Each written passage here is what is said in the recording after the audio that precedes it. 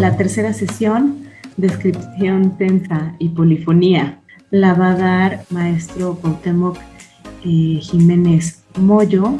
Él es maestro en filosofía por la UB, licenciado en pedagogía también por la UB, académico de la Universidad Veracruzana Intercultural desde 2005, estudia la educación superior intercultural, es aficionado a la literatura, autor de 3 libros de literatura infantil y actualmente es estudiante del doctorado en investigación educativa de la UB. Descripción tensa y polifonía. Obviamente el título es un tanto un juego a partir de una reflexión que se dio en el seminario compuesto por Carlos Rojas, Lupita, Marijose, y después que se incorporaron Gregorio y algunas otros académicos más. Entonces, esto es un juego con la descripción densa y ahorita les intentaré explicar por qué y a qué se debe este juego, ¿no? La presentación de hoy está dividida en 5 puntos. Considerando que no soy todavía un académico que tenga una producción tan extensa como quienes me han precedido, me parece conveniente hablar desde dónde estoy interpretando y desde dónde estoy pensando la antropología, la etnografía y específicamente la etnografía, antropología y etnografía educativa. Entonces, me parece importante hablar sobre mi lugar de enunciación, porque bueno, pues nosotros seguramente nos hemos acercado ya a artículos o libros de Lupita y de Gregorio, y eso de alguna manera nos orienta sobre quiénes son, cómo piensan, desde dónde piensan. Entonces, bueno, esta primera parte tiene que ver con mi locus, lo que hoy se conoce como locus de enunciación. La segunda parte, pues abordará el asunto de cómo llego a la etnografía y hablar un poco sobre una de las cuestiones centrales que vimos en el seminario y que recupero para el debate de hoy, que es la descripción densa. Luego, en un tercer punto, quiero hablarles sobre el enfoque intercultural, que es el elemento que me permite dialogar con la antropología educativa y con la etnografía, con la antropología educativa en general y con la etnografía en particular. Luego, en el punto 4, hablaré sobre ya la propuesta que es una propuesta que estamos trabajando el doctor Gunther Dietz y yo, y que inició como un juego de palabras, como un juego que busca articular una reflexión sobre el mundo contemporáneo y dialogarlo con la propuesta de descripción densa de Geertz. Bueno, como lo mencionó Marijose, soy pedagogo de formación y mi maestría la realicé en filosofía. Entonces, pues de alguna manera soy un tanto migrante en el asunto de la antropología y de la etnografía. Y lo que me permitió llegar a la antropología y a la etnografía, pues fue la UBI. Yo trabajo desde hace ya unos buenos años, desde 2005, en la Universidad Veracruzana Intercultural, pero no es hasta 2012 que tuve la oportunidad de laborar en una de sus sedes regionales, ubicada en Tequila, en el municipio de Tequila, en el estado de Veracruz, ubicada más o menos como en la región de las altas montañas, en la Sierra de Songolica, como a 30 minutos de Orizaba. Entonces, hasta ese momento es que de alguna manera se pusieron en crisis mis conocimientos un tanto teóricos y epistemológicos que tenía sobre la interculturalidad y la educación intercultural. ¿Por qué? ¿Por qué se pusieron en crisis? Pues la Universidad Veracruzana Intercultural es una propuesta educativa que está dirigida principalmente a estudiantes de procedencia indígena, aunque no exclusivamente a ellos.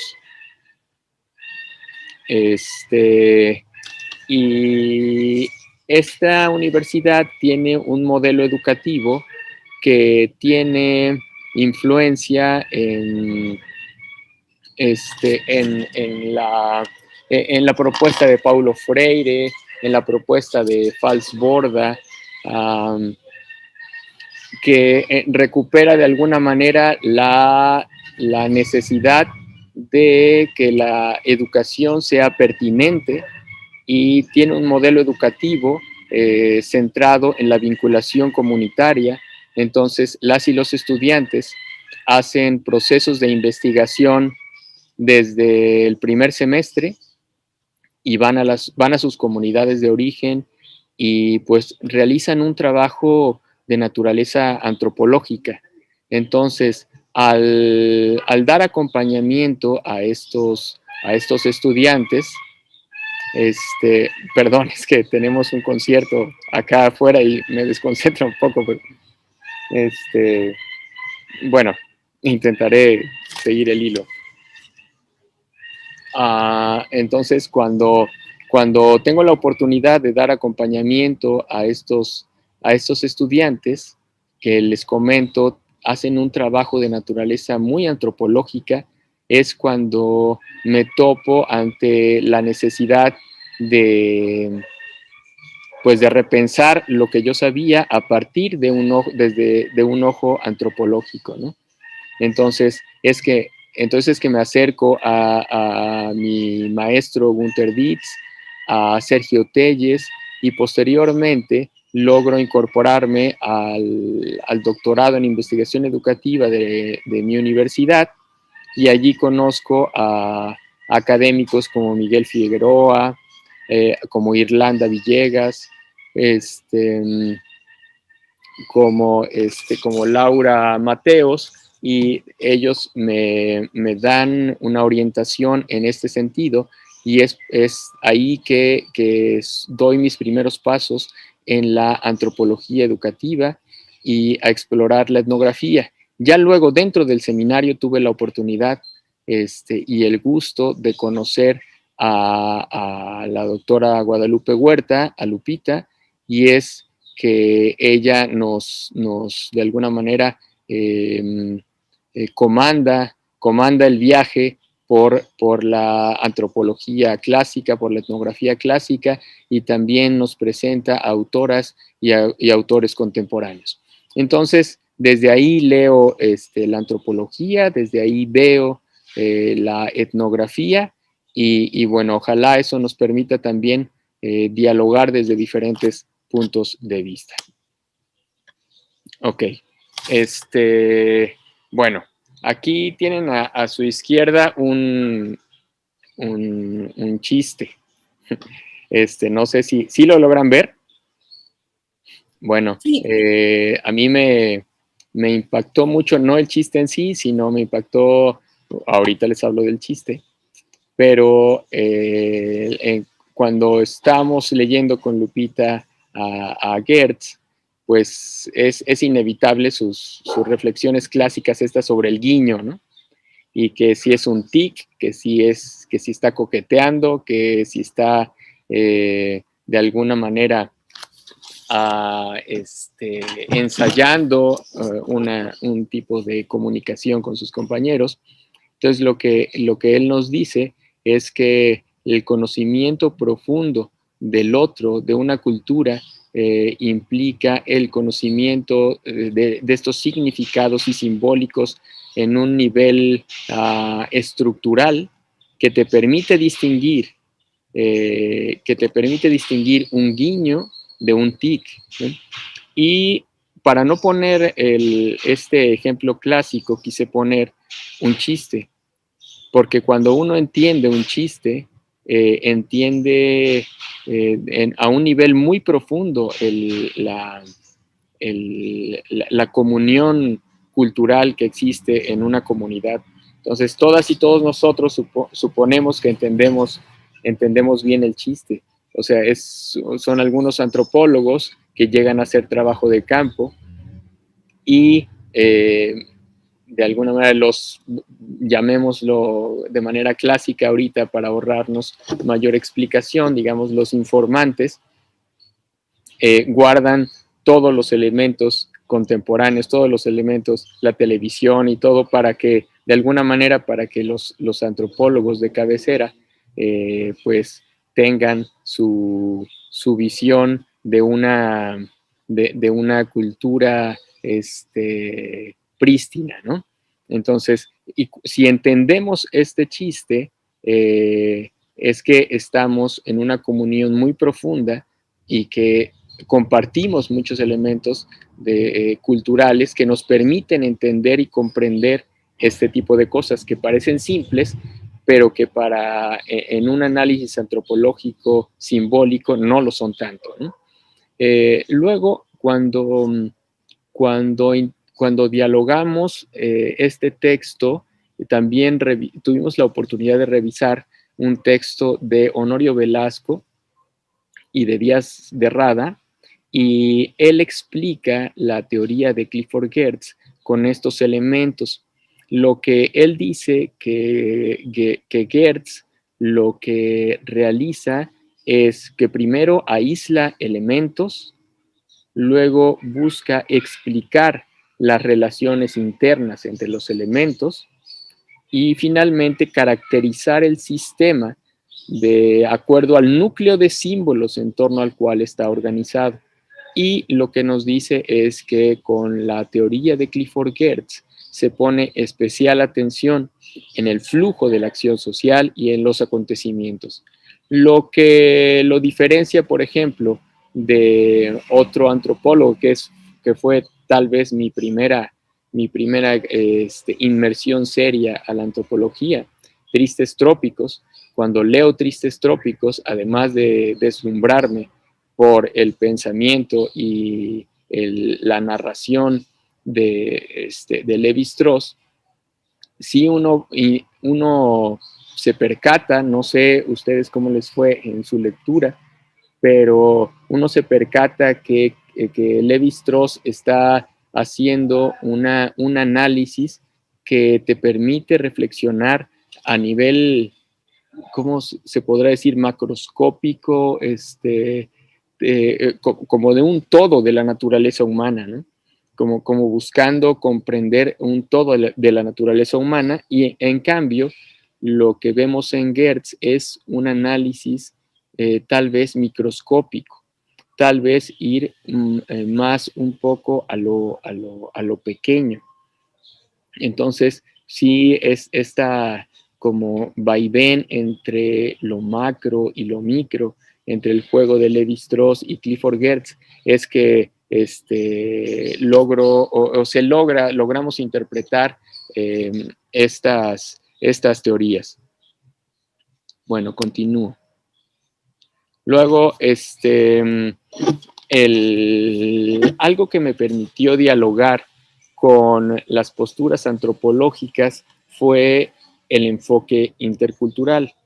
Y desde mi punto de vista, para comprender los diferentes enfoques interculturales, porque no existe un solo enfoque intercultural, para comprender los diferentes enfoques interculturales, requerimos revisar de manera primera la noción de cultura que de alguna manera sustenta los enfoques que cada uno realiza, que puede ser en sus prácticas, en sus teorías, en sus acciones.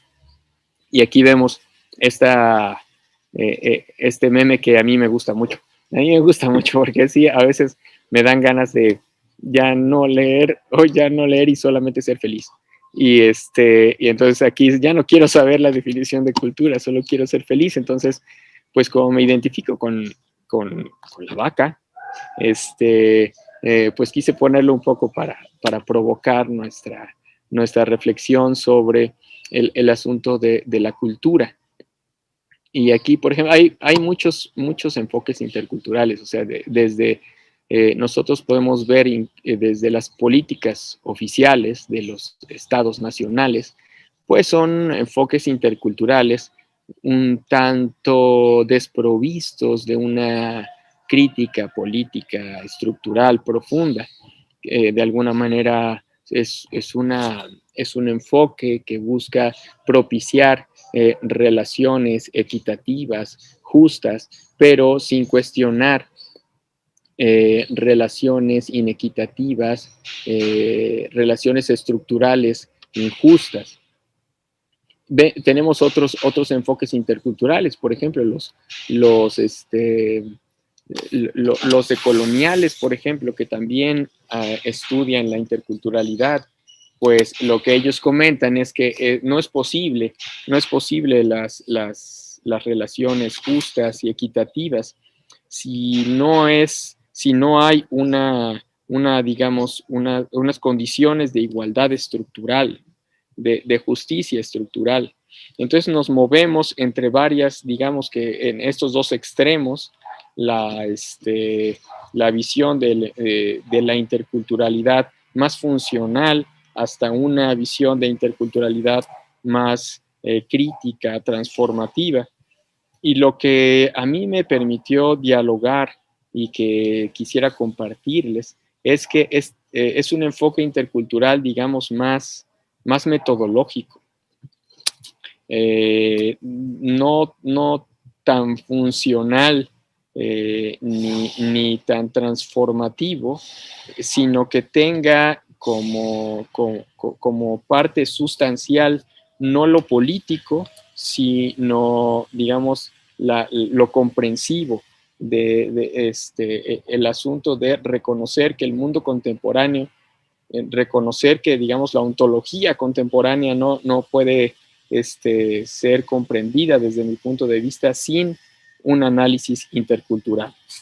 Entonces, el enfoque intercultural que quiero compartirles tiene que ver con un aspecto sustancialmente metodológico. Y ahorita les explicaré por qué. Tengo dos maestros principales, bueno, no principales, tengo muchas maestras y muchos maestros, pero quienes me han de alguna manera inspirado en pensar el enfoque intercultural son Günter Dietz y Canclini. Ambos tienen una perspectiva interdisciplinaria y ambos apuntan a cuestiones metodológicas muy importantes. Entonces, acá es solamente una inspiración, porque no estoy ni 100% de acuerdo ni con uno ni con otro, pero sirven y creo que nos pueden servir de inspiración. Günter Dietz lo que comenta es que para comprender las relaciones de alteridad, para comprender lo otro, la otredad y a nosotros mismos como otros, se requieren tres elementos que intersectan todo análisis, que es recuperar la realidad vista con elementos de la diversidad, de la diferencia y de la desigualdad. Y acá en la derecha les comparto una reflexión de una académica muy importante de la Universidad Veracruzana Intercultural, que incluso fue su directora en algún periodo, que me parece que también se inspira en la propuesta metodológica de Günter. Y bueno, no se los voy a leer, ¿verdad? Porque ustedes también, bueno, porque ustedes lo tienen ahí, lo pueden leer. Pero pues sí, es un intento de recuperar la diferencia entendida en un aspecto étnico, la desigualdad en un aspecto económico, vertical, retomando los análisis sociológicos y la diversidad cultural. Y luego Canclini, en su propuesta, básicamente me parece que parten de principios muy similares, y lo que Canclini sugiere es que haya tres categorías muy importantes. Por un lado, la diferencia; por otro lado, la desigualdad. Hasta aquí hay mucha paridad entre las dos teorías. Y la novedad en Canclini está en la desconexión.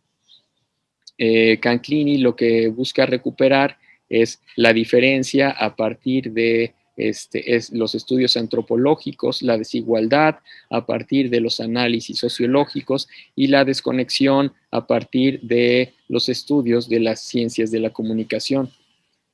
Les comento, no sé cómo lo vean ustedes, pero yo no creo que, o sea, creo que los dos inspiran a pensar la alteridad. Yo creo que hay muchas, por los datos que voy obteniendo en mis investigaciones, considero que hay muchas fuentes de creación de alteridad que pueden ser estos tres elementos de cada autor, pero pueden ser más. Entonces y creo que si uno lo sigue ciegamente, tanto a uno como a otro, a veces puede perderse y de alguna manera estar condicionado por la estructura analítica del autor. Entonces, yo lo que sugeriría que en un enfoque intercultural nos acompañara siempre estar atentos en cómo se construye la alteridad, en cómo se construye la otredad, independientemente de dónde venga, si es económico, si es étnico, etcétera, porque puede haber muchos más. Pero bueno, estos son mis inspiraciones fundamentales para pensar el enfoque intercultural. Bueno, ahora, con esto, pues tenía por un lado estas reflexiones que se vienen construyendo desde hace varios años a nivel teórico, metodológico, práctico en la Universidad Veracruzana Intercultural, y tengo por otro lado esta sensación, esta exploración del discurso antropológico, del discurso etnográfico. Entonces empiezo a dialogar de manera interna conmigo mismo y también con mis maestras, con mis maestros, con mis compañeros. Y entonces de repente lo que fue surgiendo de ese diálogo fue pensar que me parece que Clifford Geertz y de alguna manera los que lo secundaron o quienes lo han secundado están pensando en un mundo que tal vez ya no es el nuestro. O sea, me parece que la búsqueda antropológica por un otro muy lejano, en el que todavía no reconozcamos, no diferenciemos el tic del guiño, me parece que eso cada vez existe menos. Me parece que ahora lo que tenemos es un mundo sí diverso, sí plural, pero sustancialmente interconectado.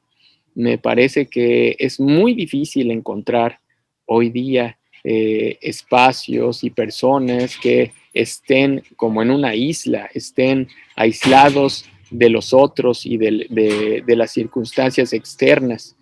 Y esto por supuesto, pues cada quien tiene una experiencia diferente, pero bueno, pues yo no puedo hablar más que de mi propia experiencia, y en la Universidad Veracruzana Intercultural que tenemos, en la que tenemos estudiantes, que serán 90% de procedencia indígena, nahuablantes, pues tienen una profunda unas profundas conexiones a nivel económico, a nivel político, a nivel cultural, con el mundo urbano, con el mundo globalizado, y sus comunidades son comunidades complejas donde dialogan lo tradicional y lo contemporáneo, donde dialogan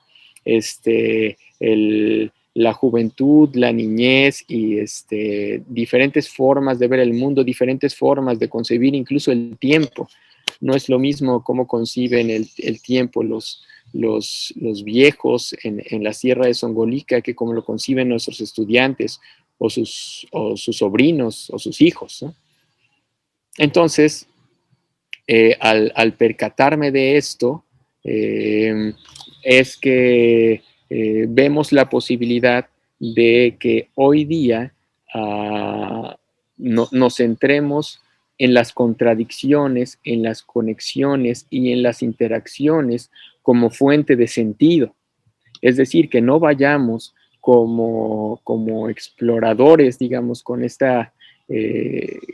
locus de enunciación de el que busca encontrar un mundo muy otro, sino que estemos muy atentos y muy atentas en encontrar contradicciones, en encontrar interacciones y en encontrar conexiones, porque nos parece que esa es la fuente de sentido y de significado hoy día, ¿no?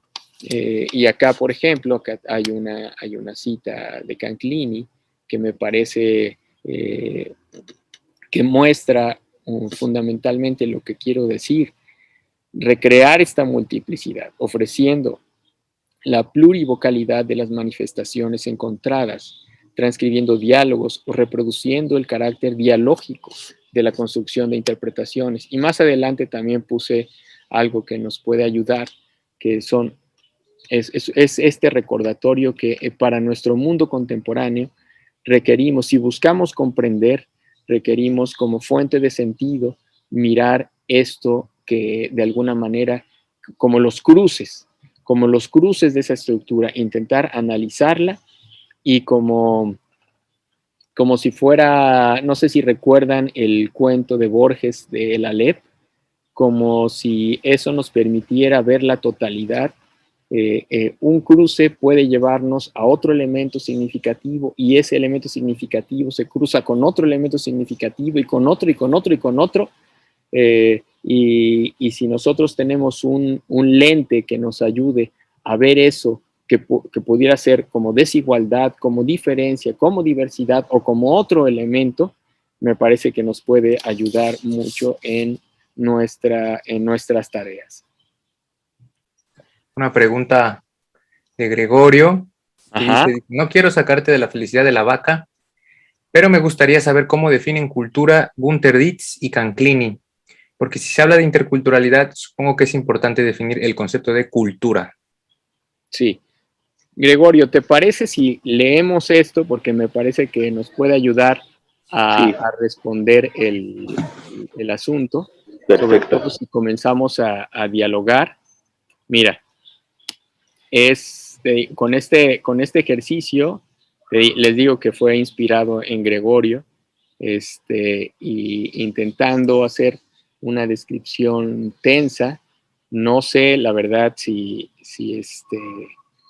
esto finalmente será una digresión, servirá para algo más adelante en mi trabajo, no lo sé, pero bueno, quisiera leerles. Hay acontecimientos que me recuerdan el Aleph de Borges. Un punto en el espacio desde donde se ven todas las cosas del universo. Los últimos acontecimientos que me lo recordaron fueron mis asesorías con un egresado de la UBI. Se trata de un joven al que sus amigos conocen como Niño. Llamémoslo así para conservar su anonimato. Nuestras asesorías se daban mediadas por MIT. Algunas veces él tenía que trasladarse a Zacatla, al centro de Atlahuilco, Veracruz, para contratar una hora de ciber que le cuesta 7 pesos. Otras veces usaba sus datos para conectarse desde su teléfono. Lo que podía ver cuando iba al ciber era su rostro ovalado, moreno, casi marrón, con unos audífonos abultados que le cubrían gran parte de su cráneo. Junto a él otros jóvenes usando el servicio de Internet. Cuando consumía sus datos, veía una fracción de cerro y una variedad de pinos y encinos tras él. La mediación de la tecnología te deja ver algunas cosas y te esconde otras. El niño es carbonero al igual que su padre. Para hacer su tesis, decidió narrar el proceso de revaloración de los conocimientos y saberes alrededor del carbón, que vivió junto con mujeres, hombres, niños y jóvenes de su comunidad. Sus experiencias son muchas y vastas. Me centraré en esta ocasión solo en una. Cuando el carbón está listo, los carboneros de la región venden su producto a unos hombres que llegan hasta Tlahuilco en una camioneta que parece ser una Nissan de batea. Los productores de carbón nombran a estos sujetos como coyotes. Los productores vendían a 6 pesos el kilo de carbón a los coyotes y luego se desatendían del producto. Al identificar esto, le pregunté al niño por el destino y el precio final de ese carbón. En ese momento no lo supo. Después lo descubriría. Luego de investigar, supo que en las tiendas de Orizaba venden el kilo de carbón aproximadamente a 18 pesos, es decir, casi un 70% más que el precio inicial de los productores. Los compradores usuales de ese carbón son las señoras que venden antojitos o que hacen tortillas a mano en Orizaba y en Río Blanco. Pensé en enajenación, en explotación, en productores de carbón a los que les pagan poco por su producto, en coyotes cuya única virtud es tener una camioneta que les permite trasladar el carbón, en consumidoras precarias que trabajan en el sector terciario y en un ciclo del cual no tenía idea. Me pregunté también, ¿y yo? ¿Dónde estoy en este proceso? Algunas veces consumo carbón para asar carnes con mis amigos, sin la conciencia del ciclo de producción y consumo. Hay una distancia simbólica entre el niño y yo, a pesar de que estamos frente a frente mediados por la tecnología. Estamos conectados pero distantes. Somos amigos, pero estamos en puntos diferentes de la estructura económica y social. Entender este proceso nos permitirá comprender otros más. Quizá la desigualdad social, la explotación económica, la lógica del capitalismo, la necesidad de una conciencia política compleja. Y bueno, ahorita les comentaré otras historias más. Ya no hice más ejercicios, pero quisiera compartirles más. Y a propósito de la pregunta de Gregorio, yo lo que he notado en mi exploración sobre las nociones de cultura es que unos piensan la cultura como si llevaras cosas en un maletín, como en una mochila, que llevaras elementos que te constituyen como sujeto y que constituyen a una comunidad de sujetos similares a la tuya. Y estos elementos pueden ser la lengua. En esta noción de cultura, digamos, que llamaré para agilizar la charla, que llamaré de maletín. Ponemos fenotipo, ponemos la lengua, ponemos cosmovisión, ponemos otros, la comida, ponemos muchos elementos que llevamos como si fuéramos, como si pudiéramos trasladar ese maletín a otro punto específico. Y otras nociones de cultura que son de alguna manera más parecidas o cercanas a las reflexiones de Gunther y de Canclini, son elementos significativos, son estructuras significativas que de alguna manera le dan sentido al mundo de los sujetos. y que ese sentido, ese mundo de sentido es compartido por varias personas, pero en el mundo contemporáneo que existe hoy día, esa noción de cultura tiene, o sea, me parece que la noción de maletín ya no nos es útil, aunque bueno, déjenme decirles que todavía a nivel político, todavía es muy útil esta noción de maletín, porque de alguna manera al esencializar la cultura, a veces se consiguen cosas y eso también es valioso.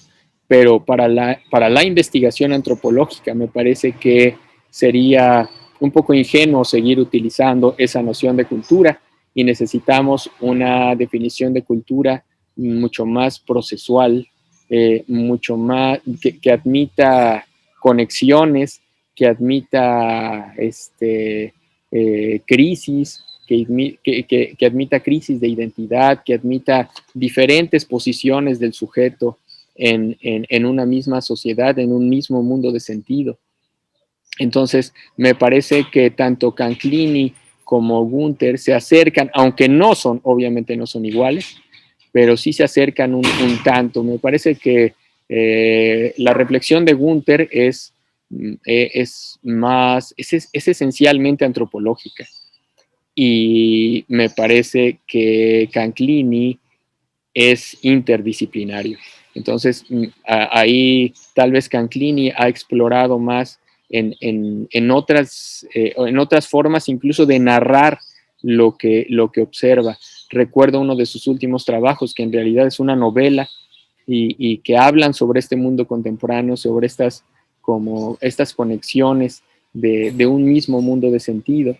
Y si ustedes, si nosotros, bueno, si todas nosotras y nosotros damos un seguimiento al trabajo de Gunther, es netamente antropológico y la antropología de alguna manera lo ayuda a ver lo educativo en el mundo entero, ¿no? Entonces me parece que esos son algunos de las diferencias, Gregorio. Sí, a mí me parece bien interesante de repente la definición de cultura de García Canclini, porque él habla de la producción, distribución y consumo de significaciones alrededor de las relaciones sociales. Y efectivamente hace como una diferencia, digo, definiciones de cultura hay mil chorro mil, pero de esas mil chorro mil definiciones de cultura, finalmente lo que vamos a observar son como determinadas como tendencias, ¿no? Una que ya decía Cuau, que tiene que ver con esta cuestión como más sustancialista, esencialista y patrimonialista de la cultura. Otra que tiene que ver más con una cuestión de la cultura con C mayúscula, vinculado a las artes. Y también otra, pues que puede ser ya, pues también más antropológica, pero que tiene que ver, a mí me parece, con dos asuntos esenciales, ¿no?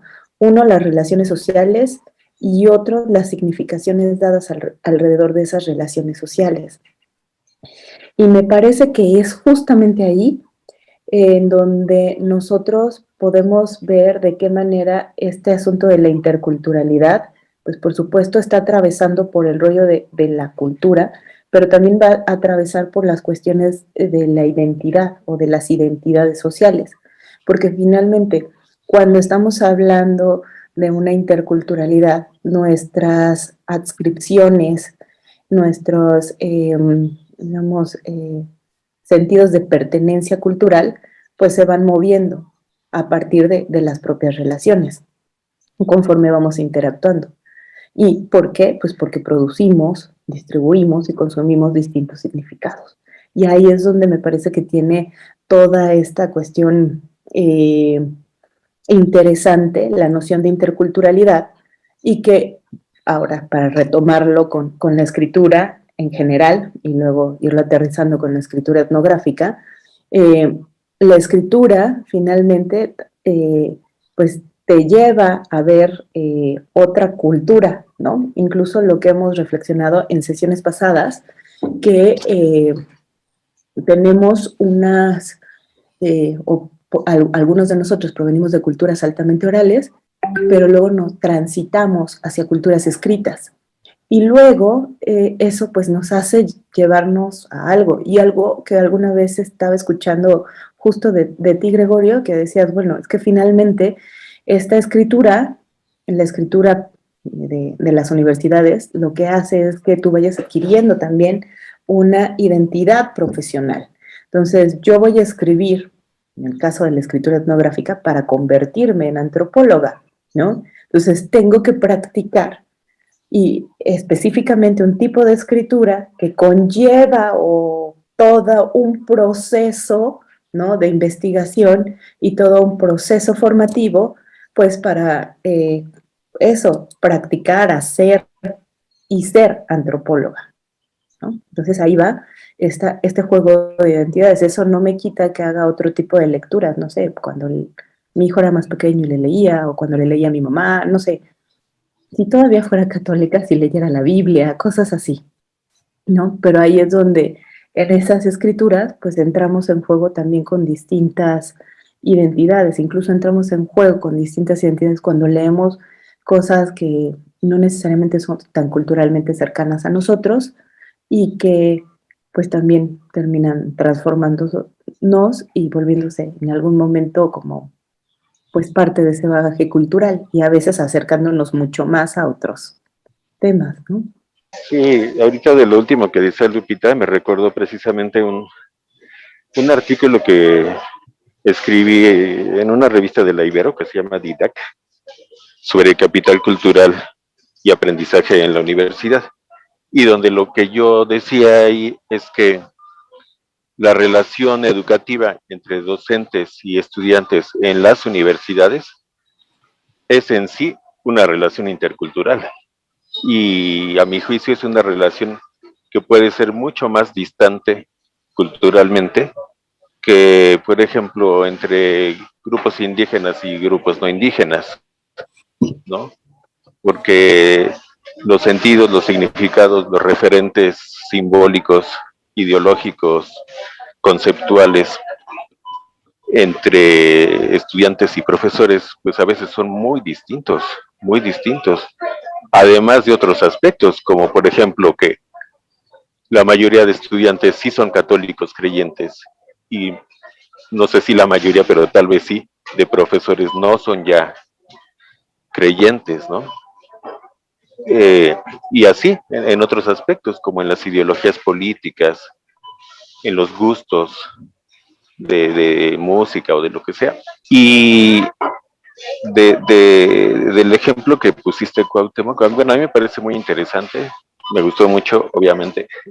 Digamos que es un ejemplo del tipo de escritura que me gustaría leer más seguido en estudiantes que están haciendo sus tesis. Sí reconozco aquí pues al autor, la voz, estás hablando en primera persona, estás explicitando tus propias reflexiones y sentires respecto a lo que observas, además de que lo describes con cierto detalle. Y solamente aquí me queda una duda, o no sé si es una duda, pero al menos en este fragmento de escritura no está presente la voz del niño, ¿sí? O sea, del sujeto apodado el niño. ¿Sí? Ahí no se escucha lo que él dice, lo que él piensa de sí mismo y de esta práctica o de este momento que tú describes aquí, cuando está en el café, en el cibercafé y todo eso, ¿sí? Habría que ver cómo lo entiende él, cómo lo significa, ¿sí?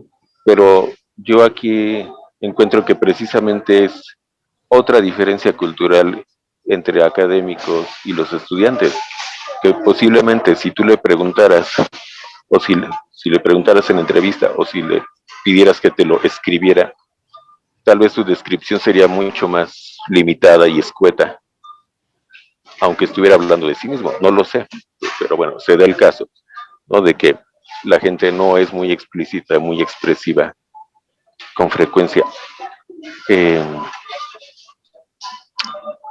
Y bueno, por último, esta definición que menciona Lupita sobre cómo entiende Canclini la cultura como un proceso de producción, circulación y consumo, pues de inmediato me conectó, me hizo pensar que esa es una definición sociológica, o que él está haciendo una metáfora que realmente, o sea, es sociológica, pero a su vez proviene de la economía.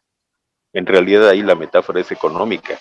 Lo que se está haciendo es tomar las categorías económicas de producción, circulación y consumo y pasarlas a la producción y circulación de consumo de símbolos, ¿no? De significados, ¿sí?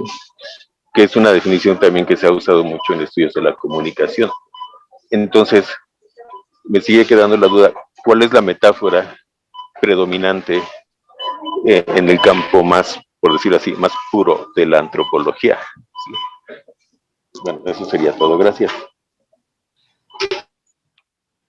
Gracias, Gregorio. Sí, tu apunte, Gregorio, me lleva a reflexionar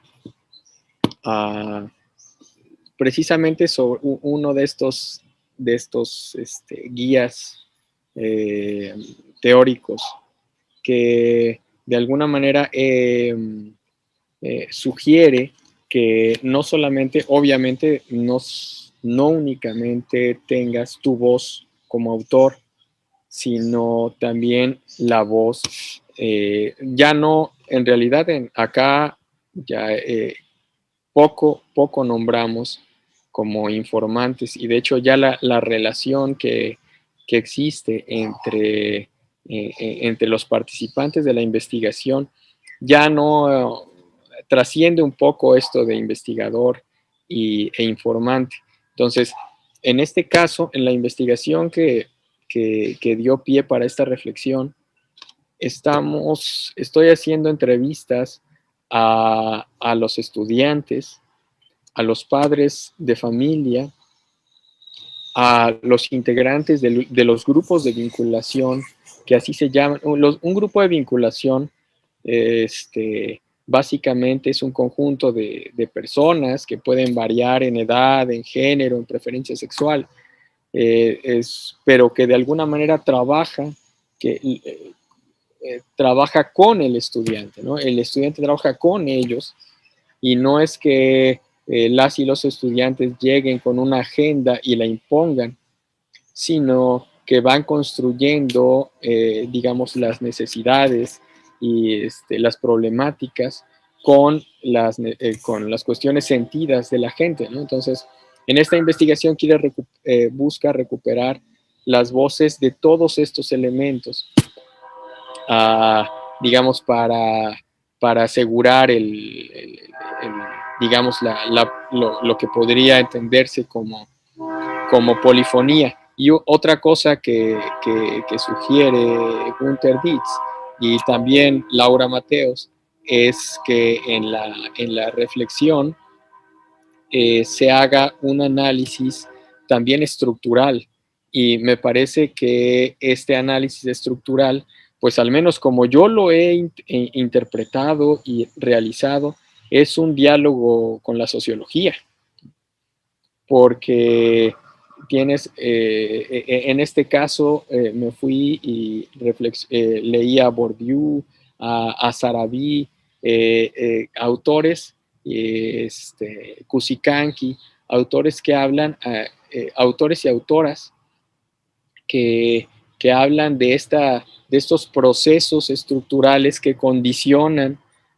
a los estudiantes, porque, por ejemplo, aquí en la producción de carbón, no solamente hay un estudiante que puede acceder a un terreno, porque otra cosa que me sorprendió muchísimo es que me dice mi estudiante que los pobladores de Zacatla tienen en promedio 8, 9 hectáreas, y lo que me dice, esos son los que tienen poco, profe, ¿no? Los que tienen mucho rebasan las 20 hectáreas, ¿no?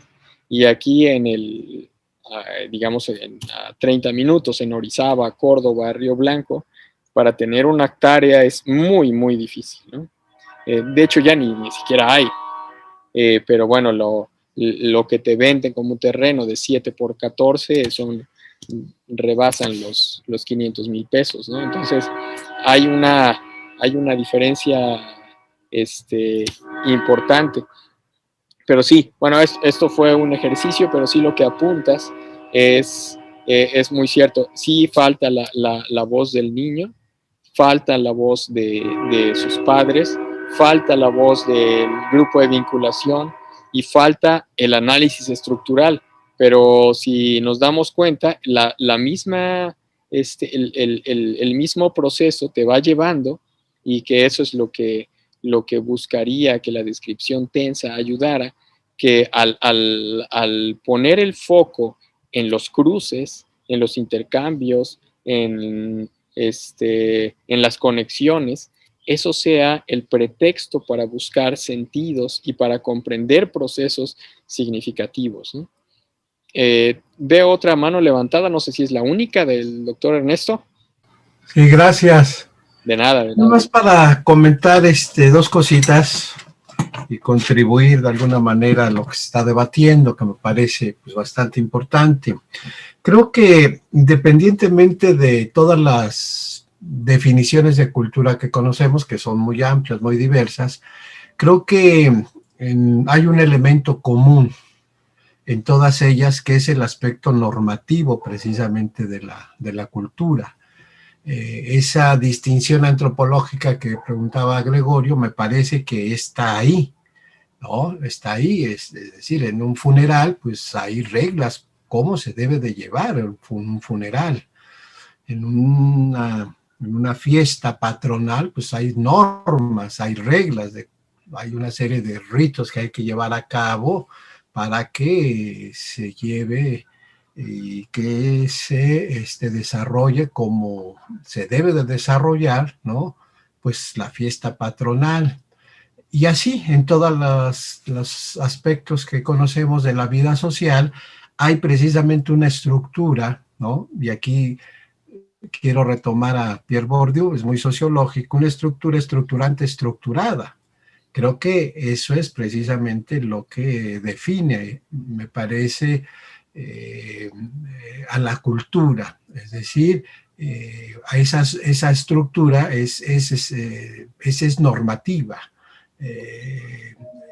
determina el comportamiento, ¿no?, de los sujetos en todas sus prácticas sociales, y en ese sentido es una estructura que es estructurante en ese sentido, pero al mismo tiempo es producto, ¿no?, de la historia, de un proceso de desarrollo, también en ese sentido es estructurada, es decir, también da posibilidades al cambio, a la posibilidad de desarrollo, no es algo ahí estático, sino que esa estructura se va cambiando, pero va determinando, va condicionando las prácticas sociales, ¿no? Creo que ese es un elemento fundamental de la cultura.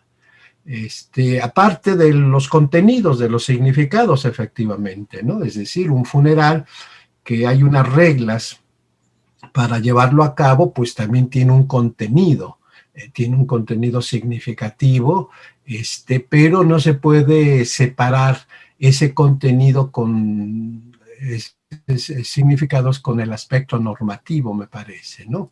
Y hay otro elemento que también me parece importante señalar, otros dos elementos, que es la cultura material, ¿no?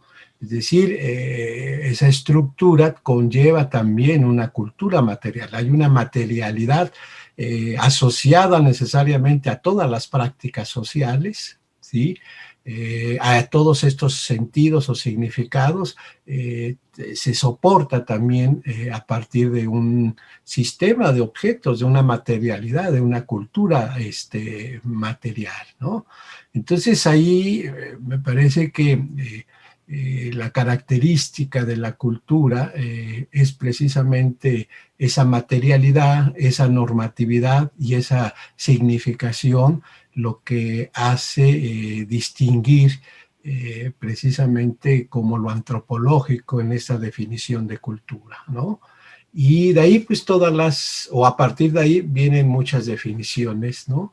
De cultura. Algunos hacen énfasis, por ejemplo, en la cultura material.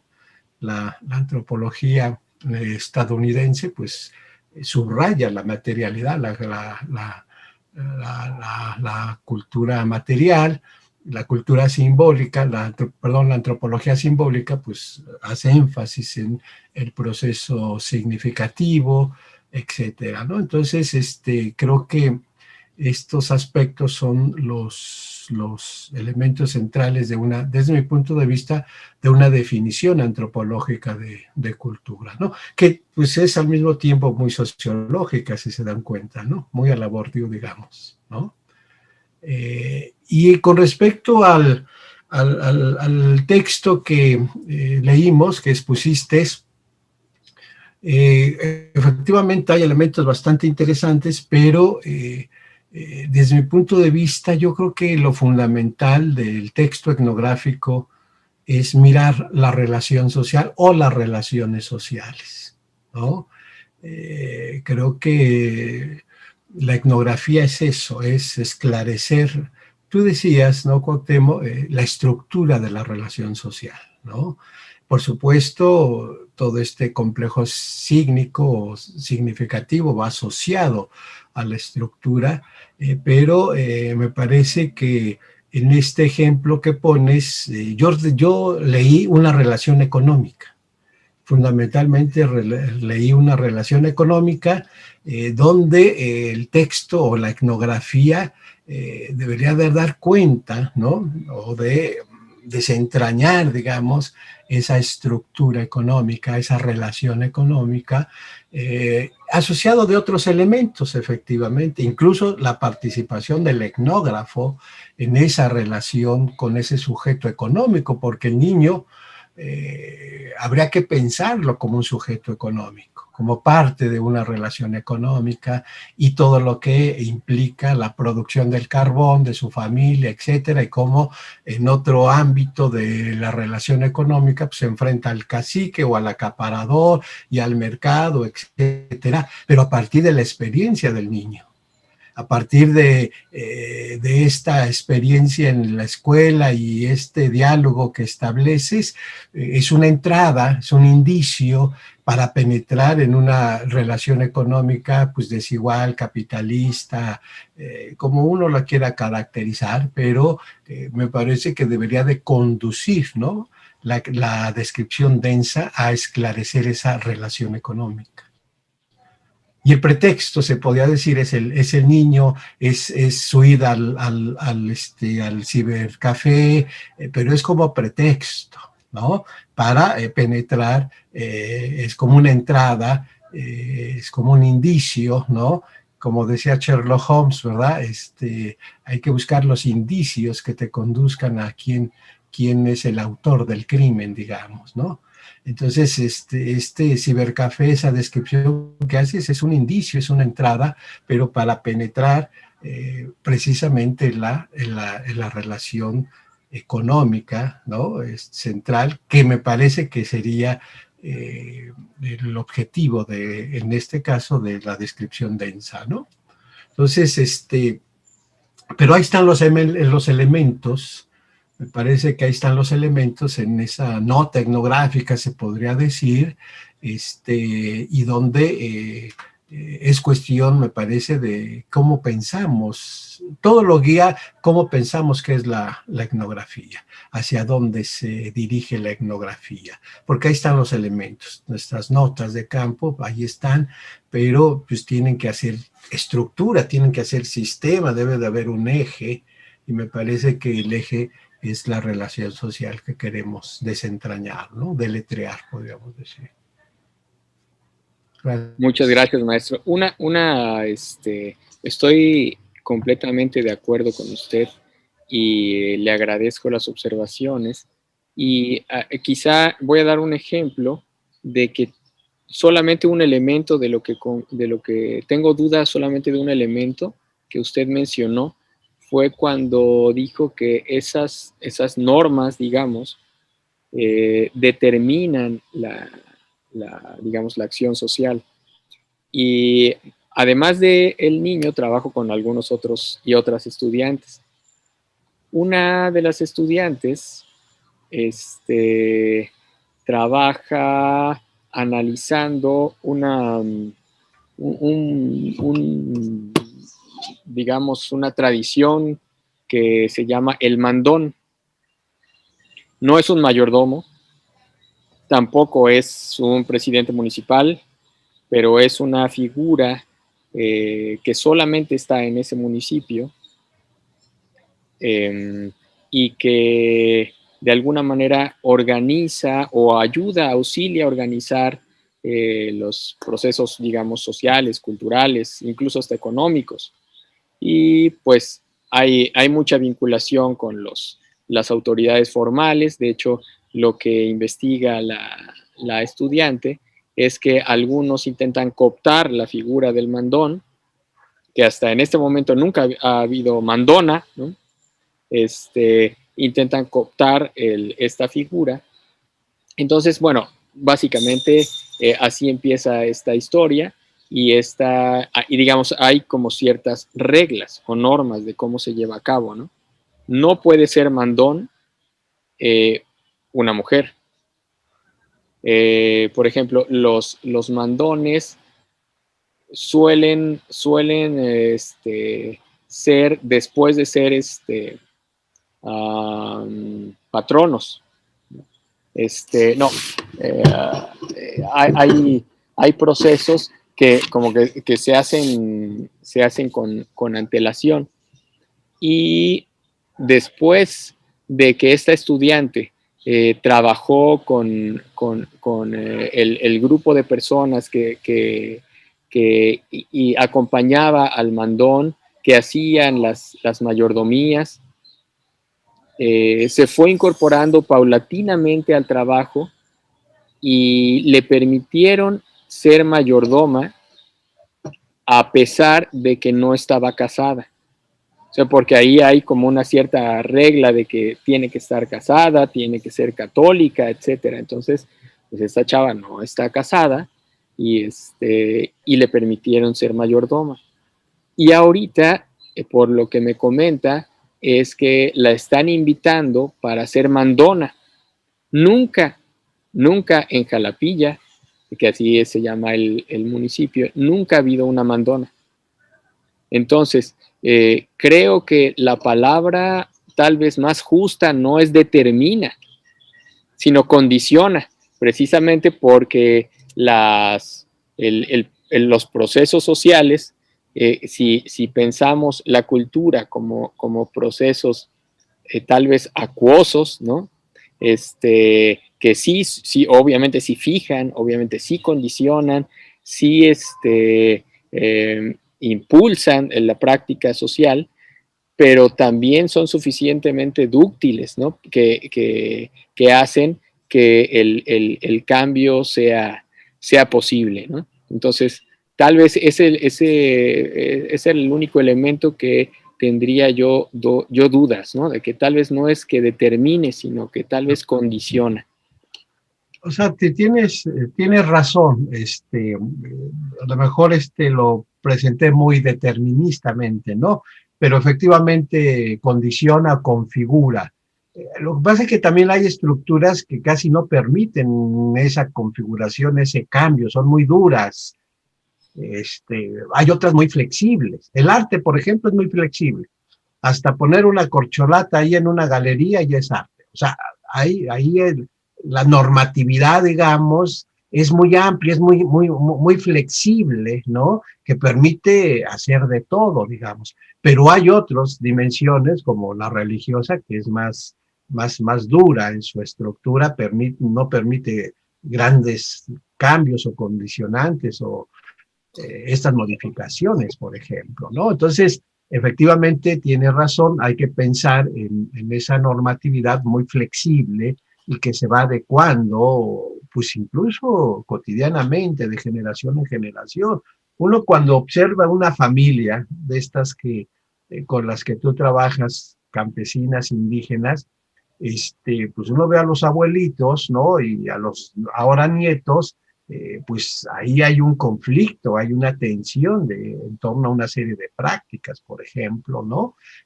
Cotidianas, la misa, el funeral, la boda, el padrinazgo, etcétera, los cargos, asumir los cargos, etcétera, en las organizaciones o religiosas, pues hay esa tensión, ¿no? Entre, ahora sí que generaciones, entre los abuelos, los padres y los nietos, digamos, ¿no? Y efectivamente ahí se va configurando, ¿no?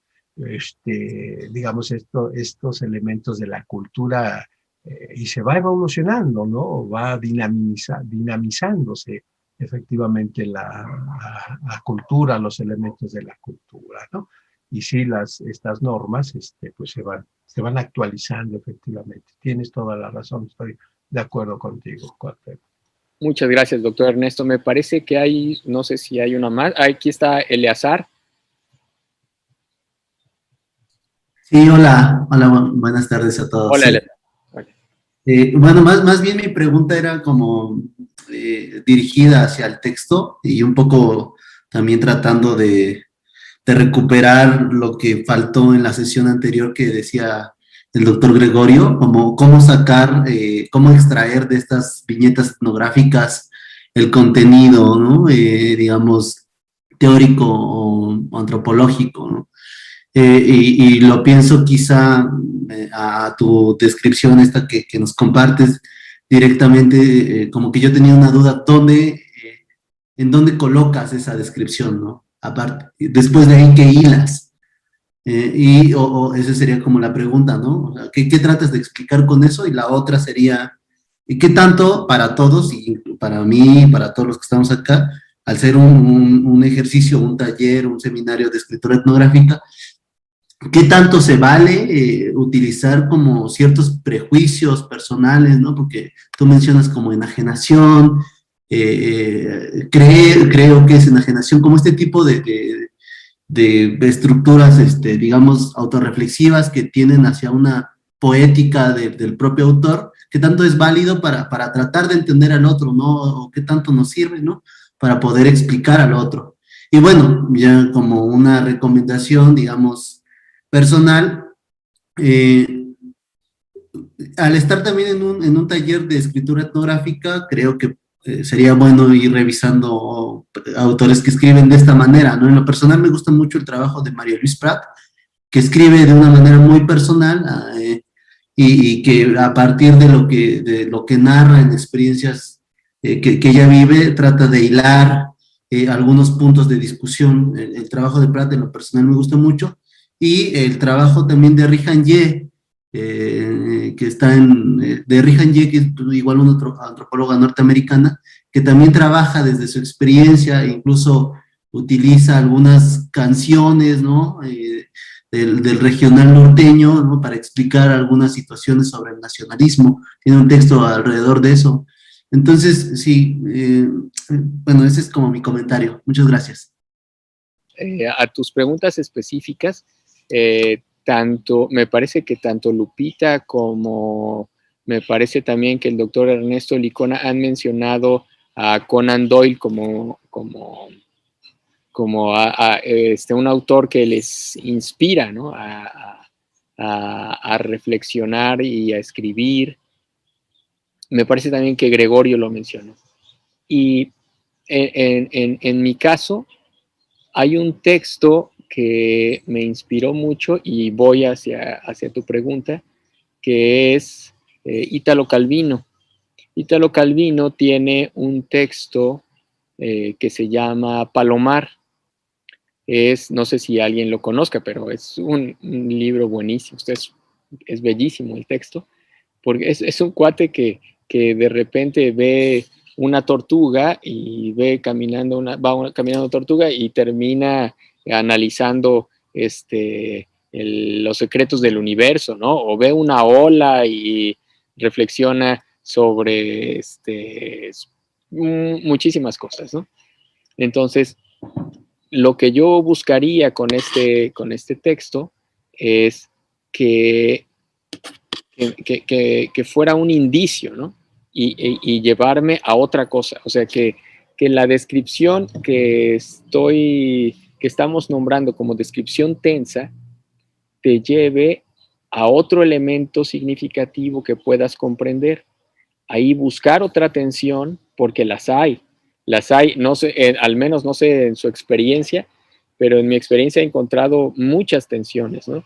Entonces, y que estas tensiones te lleven a otro proceso significativo, y esa tensión a otro proceso significativo, y que sea como el Aleph de Borges, ¿no? Que puedas intentar comprender, que puedas llegar a comprender un nivel estructural y un nivel más microscópico de alguna manera, si lo podemos llamar de alguna manera, y poner a dialogar la estructura con este nivel más micro. ¿Cómo hacerlo? Pues es digamos, algo que tenemos que ejercitarlo todas y todos, ¿no? Recuerdo un texto que nos compartió Lupita de Juan Cajas. Es una manera de narrar procesos de narcotráfico en Estados Unidos, y también una descripción no convencional. O sea, no estamos ante la pelea de gallos en Bali, ¿no? No estamos con la descripción de las Antillas que hace Levi-Strauss, ¿no? Estamos entre otra cosa, es algo que parece hasta novela, que parece ficción, ¿no? Y por ejemplo, Canclini también está jugando con la literatura. Entonces, no sé, yo creo que el camino son muchos los caminos posibles. Y por ejemplo, también recuerdo un caso de Shepard Hawkes, que habla sobre los niños, la mortandad infantil en alguna parte de Brasil. Y entonces también su forma de narrar, que es completamente, muestra completamente sus sentimientos, sus emociones, incluso sus juicios y sus prejuicios. Claro, después la idea es que uno mismo vaya desvelando esos prejuicios para que el autor o autora pues se muestre y haya posibilidades de, digamos, gadamerianamente hablando, de diálogo, de horizontes, ¿no? De comprensión de horizontes. Pero te agradezco mucho tu comentario, Eleazar. Bueno, no hay otra pregunta. No sé si en el chat hay preguntas. A ver, dice Gregorio. Lo de la vaca, ya está. Por ejemplo, el sindicalismo universitario es una de las culturas más duras e inflexibles. Ves sus asambleas y te sientes transportado a la Rusia bolchevique. Bueno, yo no viví en la Rusia bolchevique, pero por lo que he leído, pues sí era bastante difícil, y me parece que era más difícil que los sindicatos, Gregorio. Pero bueno, entiendo a lo que te refieres. Sí. Al menos el de la UAM y el de la UNAM, así son. Ok. Bueno, pero sí, es algo, digamos, transportados a la explicación de Ernesto, pues sí son como normas muy inflexibles, ¿no? Sí, pienso que valdría la pena que volvieras a poner tu diapositiva, porque pienso que hay cosas que valen la pena justo para reflexionar en la forma en la que escribimos escritura etnográfica, en la forma en que escribimos cuando hacemos descripciones etnográficas. Un poco, y a lo mejor, digo, tiene que ver con tu propia particular manera de escribir, tu forma muy específica de escribir, ¿no? Pero me parece que sí podemos ir pensando en varias cosas. Coincido con lo que dijeron tanto Gregorio como Ernesto, de que pues no están todavía las voces de los otros, porque en realidad a mí me parece que este es un texto introductorio, y es un texto introductorio en donde lo que sí podemos observar es como la forma en que el investigador está reflexionando y justamente en dónde estás ubicando estas tensiones. ¿Que hace falta incorporar más? Bueno, sí, pero me parece muy interesante la estructura que lleva el texto. Primero haces como una comparación, ¿no? Me recuerdan a la Aleph de Borges, como tal, como se ven ese espacio desde donde se ven todas las cosas del universo, va. Y luego empiezas hablando de tus asesorías con un egresado del UBI, vas situando un poco el contexto, luego te sitúas en un actor cuando empieza a decir de el niño es carbonero al igual que su padre y empiezas a hablar del actor. Y luego de eso empiezas a hablar como de las acciones que desarrolla y del contexto de ese mismo actor. Y luego ya vas contextualizando más esas acciones y vas hacia la reflexión. A lo mejor, y esa es una parte bien interesante, cómo vamos tejiendo esas propias reflexiones, pero ya con la teoría, ¿no? Sí nos dijiste que estas son tus notas de campo, ¿no?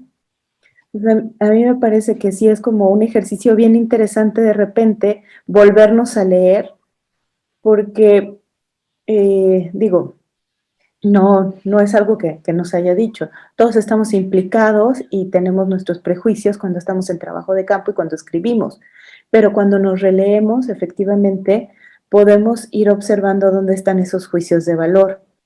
Y al observar esos juicios de valor también reflexionamos y por qué lo hicimos. Y a veces cuando reflexionamos por qué estamos cayendo en esos juicios, es cuando podemos como dar en la cuenta del por qué, que hay más allá de eso que estoy viendo y que yo tampoco estoy pudiendo describir o argumentar, pero que necesito desglosar, un poco como lo que decía Gregorio. O sea, igual de repente nosotros le preguntamos a las personas, bueno, ¿y para ti qué es esto? Y no nos responden porque no necesariamente pues, van a respondernos como nosotros queremos que nos respondan, o porque no tienen esas herramientas o esas palabras para decirnos lo que nosotros queremos escuchar tal cual, ¿no? No es su trabajo, no les interesa y no tendrían por qué hacerlo. Pero nosotros sí tenemos como que ir reflexionando sobre lo que escribimos y el por qué nos sucede lo que nos sucede, ¿no? Y por qué decimos eso que decimos en algún momento o nos sentimos de tal manera, ¿no? Entonces, ahí sí me parece como bien interesante ir checando la manera en que vas tejiendo esas observaciones, esa descripción, ¿no? Y que tiene que ver, pues, con los actores, con las normas, con el contexto, con las acciones, ¿no? Y además, algo bien interesante, tu propio contexto, el contexto desde donde está escribiendo el investigador. Y ya. Sí, y una cosa que no sé realmente, no sé cómo explorar, es que he tenido un trabajo de campo de 2 años virtual, ¿no? Y por ejemplo, es eso, ¿no? O sea, nos vemos siempre con las estudiantes o egresadas o egresados, siempre mediados por la tecnología. Ya últimamente ya hay, por ejemplo, ya fui a su, ya se están permitido en la UB eventos dentro de la universidad, por ejemplo, ya el niño, digamos, para mantener su anonimato, ya presentó su examen, ya lo defendió y estuve ahí, vi a sus padres, a su familia, pero tenía 2 años que no lo veía, casi 2 años, y a los otros también. Entonces, supongo que esta circunstancia no solo es mía, ¿no? Entonces, creo que podríamos reflexionar también cómo describir cuando tienes la pantalla mediado por Zoom, por Meet, por Facebook, por lo que sea, ¿no? Entonces sí es un reto, me parece que interesante. Quisiera dar algún comentario que no es, digamos, no pretende ser cierre. Si hubiera alguna otra contribución luego de la mía también para intentar ir cerrando, articulando elementos, sea bienvenida. Lo de la descripción tensa, pues básicamente es una invitación a que reflexionemos desde un enfoque intercultural lo que observamos, básicamente. Y un enfoque intercultural que mire la constitución, la construcción de la alteridad con elementos a partir de elementos como la desigualdad, como la diferencia, como la diversidad, como la desconexión, pero también con otras cosas que han surgido aquí mismo, ¿no? Entonces, básicamente eso es. He visto algunos ejercicios, algunos videos a propósito del enfoque intercultural, y este video de Ana Verdad, que está inspirado, lo hicieron unos estudiantes chilenos, está inspirado en el cuento de Francisco Hinojosa, un autor de literatura infantil mexicano que es genial. Y este material siempre da mucho para pensar del enfoque intercultural, ¿no? Entonces, a mí me hizo pensar estoy trabajando, además de con el estudiante del cual les referí el texto, con otra estudiante que les comentaba que está estudiando del Mandón. Ella, con todo lo que ha aprendido en la UBI, hay elementos que ha modificado a partir de su adopción de un enfoque de género también. Ha articulado el enfoque de género con la interculturalidad, y eso le ha causado muchos procesos conflictivos similares a los de Ana en su propio contexto, ¿no? Entonces, eso ¿cómo se analiza eso? Si pensamos en una visión reduccionista, esencialista de cultura, a lo mejor tenemos ahí dificultades para comprenderlo, ¿no? Porque es su propio contexto la que la lleva a procesos conflictivos con sus otros y con ella misma, pero con sus otros, pero que son como ella. Entonces, ahí requiere una mirada, desde mi punto de vista, que logre articular otras visiones del mundo, que logre articular otros elementos analíticos que nos permita repensar lo adentro y el afuera, ¿no? La identidad colectiva, la identidad individual, la cultura.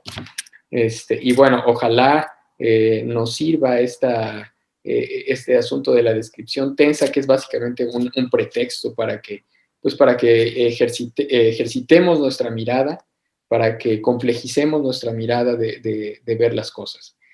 Por mi parte es todo, les agradezco mucho. Muchísimas gracias, bonita noche. Que estén muy bien, muchas gracias a todas y todos. Gracias.